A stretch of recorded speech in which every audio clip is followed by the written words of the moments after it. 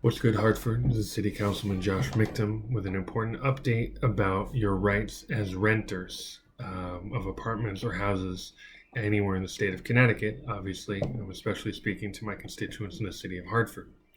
Some of you who follow me on Facebook or elsewhere may remember that at the beginning of March, I had proposed some legislation that I sent to our state reps that would have created an eviction moratorium and also a grace period at the end of the emergency so that people were able to catch up on their rent slowly and not have to pay all their back rent at once. Basically, it was about between 1 and 3 months that it would give people to get caught up on their rent.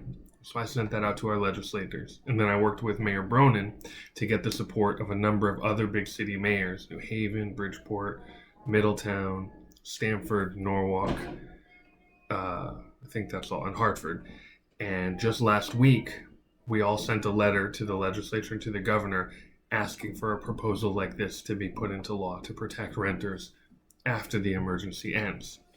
Well, today, the governor issued an executive order that basically adopted these protections. And so I want to let you all know what it is and what protections it gives. To start with, landlords can't give a notice to quit at all before July 1st.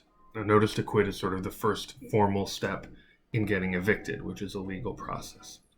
Apart from that, April rent, that's to say the rent that basically was due this week, gets an automatic 60-day grace period. That means that you have another 2 months to pay the rent for April, and it's not considered late. May rent gets a 60-day grace period upon request, which means that if any tenant needs more time to pay their rent next month, as long as they make the request in writing before the rent is due, so right at the beginning of May or the end of April, then they have until July to pay that rent, and it's not considered late. Also, if you paid a security deposit when you moved in, and that security deposit was more than the rent, whatever is extra above the cost of the rent, you can ask your landlord to devote it to rent you owe. So if your rent were $1,000 and you paid a $1,500 security deposit, you could write a letter to your landlord saying, please take that extra $500 and put it toward my rent. And the landlord would have to do it, and you won't have to make up the lost security deposit later. So those are all things the governor put in place today.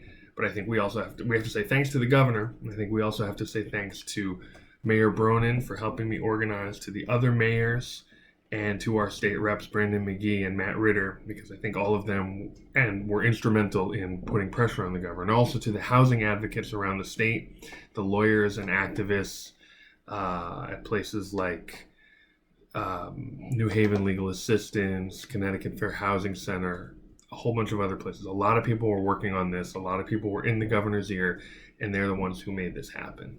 So Wildelise Bermudez and I, Councilwoman Bermudez and I, are going to develop some materials that will help people make these requests to their landlords for the grace period and to use the security deposit, and also just a written explanation of what these protections are. And we'll put those on our website, wizandjosh.org.